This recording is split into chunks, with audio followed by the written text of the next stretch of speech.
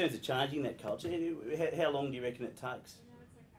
Generically, obviously, it's all related to buying and that sort of stuff. But Oh, yeah, there's no question that your recruitment in a professional team where you hire, you're hiring and I guess firing, making decisions about the composition of your group, that takes time. But I think in terms of showing leadership in the culture and defining the culture, you can get onto that from day one. It's not the thing I've found. It's not about the culture that necessarily I want. It's about the collective, the collective culture, what people think is important going forward. Then as a leader in that process, it's actually making sure that people stick to what they said was important. So you really need to define it.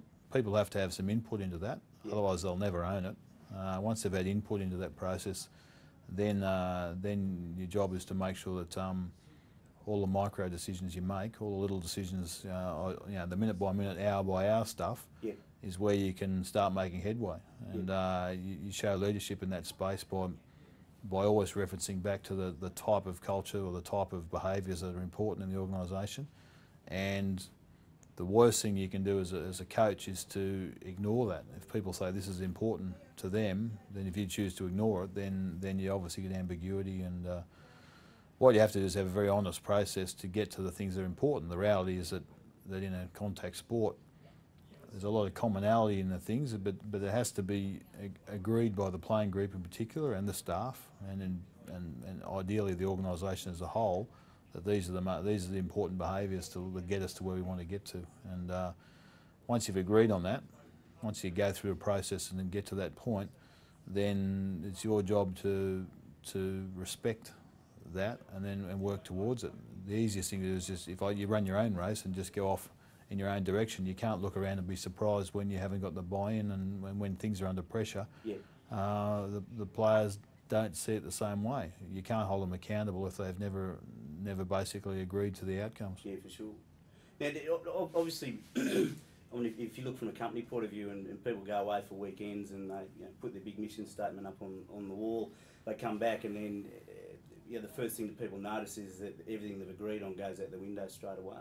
I think that's 100% right. Usually, quite often the mission statement's created by the board or the CEO, or and there's probably not much wrong in what's encapsulated in the words. That the problem is that there hasn't been any ownership of the words from the group, and therefore the group possibly lacks interest or doesn't get referred to. It's a sort of statement you read once and it's at the front of some sort of prospectus and then it doesn't get referred to. But if it's on your wall and in your documents and it gets referred to and it's a reference point and it's measurable, the key word being measurable, you've got to be able to measure against it, measure improvement against it.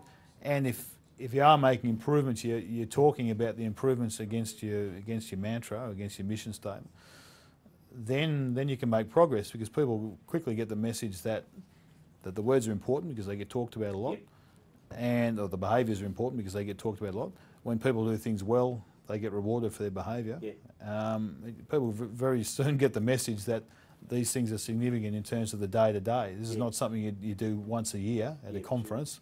It's what you do day-to-day, and that's the difference. Once you create the words, you've got to find ways to measure it and reward against it. And obviously, if people aren't delivering, you give them a chance to get with the program, and obviously the hard decisions get made if they don't want to get with the program. And so we haven't got people impeding the progress. If the group's saying this is really important and we want to go in this direction and this is how we're going to do it, these are the behaviours, and there are a couple of people who don't want to go in the same direction, in fact want to slow it down, your job as a leader is to make the hard decisions in that space. And theoretically that group should be happy, because in the end those people are slowing you down.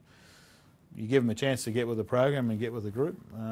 If they're slowing you down, you've got to make the hard call. So that's where you've got to you work out the culture versus the this is where you get down to attitude versus talent, the big debate, And I guess I've learned over my time as a coach that attitude is a very important attribute. And it's up there on the par with talent. Everyone tells you about, sign this guy, he's very talented.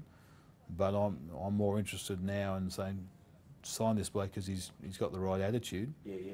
Assuming, and then you got to work out with the talents if you can make the improvements in the skill side of it, knowing that the personality behind it is going to give you the best opportunity to improve the skill. If you've got natural talent but a poor attitude, the question is whether that poor attitude the team's going to suffer from that. You know, at a pressure moment in a final or whatever it is. You've got to work out. It's a different equation. Right? I always think the guy with the right attitude, you can make progress. Yeah, for sure. They might never be as good as the talented individual, but they might give you what I call a budgeted performance. But they're there for every week, and even if they're playing at 85 or 90% of the capacity of the talented individual, they're going to give it to you every week. So it's a more budgeted way to get through a season than it is just relying on the talented guy to deliver a match-winning performance maybe once every 4 games. Yeah, It's what happens in the other 3 games that's what kills you. So if you average it, he might be 60% based on the... He might be 100. It might be 100 and then down to 60. Yeah. The problem is you don't know when those performances are. If you've got a guy giving you 85, Yeah. you know, across most of the positions in a game that's got a lot of variables in it, that's not a bad result. Yeah, for sure. You mentioned before, obviously, measuring and that sort of stuff. Is the measurement in the actions?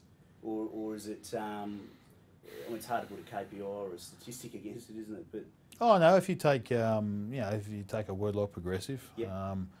It's quite easy to look for elements in your preparation. Obviously, you can measure progress in terms of skill development. You can certainly measure it in the gym. Yep. You can measure it in all sorts of ways. So you can measure it empirically. Yeah, for sure. If you took, if you're looking at some sort of index about toughness, well, you might be able to measure it in an empirical, but you can actually reference to it all the time. At the end of a drill or something like that, you say, okay, how do we go? Yeah. Who was our best in that space? You know, we talk hard nose. Who trained the best? And you're trying to bring out the self-analysis, yep. or the analysis within the group where players are analysing each other's performances and in their mind and rating them, saying, sure. well, he delivered then. And then when you say, okay, well, so you're really acknowledging good performance. Yep. And I guess at some point in time you can also, if you've got the maturity in the group, you can actually say, well, who came up short? Yeah, yeah. Now that's more confronting and that's harder.